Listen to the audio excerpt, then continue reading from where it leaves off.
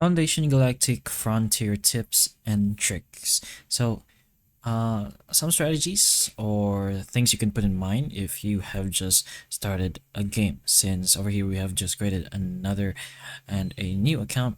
So with this, we can just put in perspective what it's like to be a starter or a person who has just started the game. So obviously something like that. So first of all is to focus on your core progression. So easily, one of the best way to improve in the game is early progression. So it's tied to your unlocks, especially your upgrades, which unlocks facilities that gives you resource generators, crew recruitment, repair cabins, and more of the stuff. So prioritize modules that directly support progression and unlock systems of everything at once. But if you want to know how to do that, just go ahead and focus on repairing or building your main core. Basically, your energy core over here. Another thing you can go ahead and do is just to follow the campaign activities over here.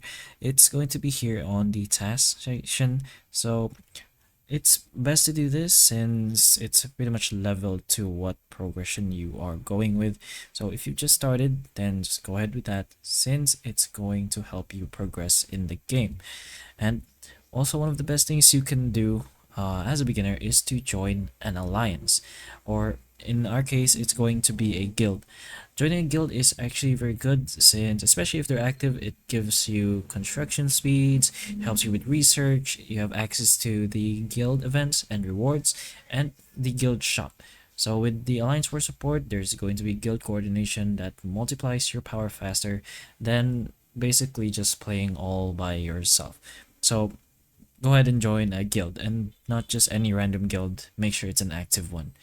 So with that in mind, it's just being active in the game in general, PvP strategies, fight smart, focus on leveling up heroes that you are planning to use. Don't level them all up all at once since you won't be able to use them all just yet. So focus on the best ones that you currently have.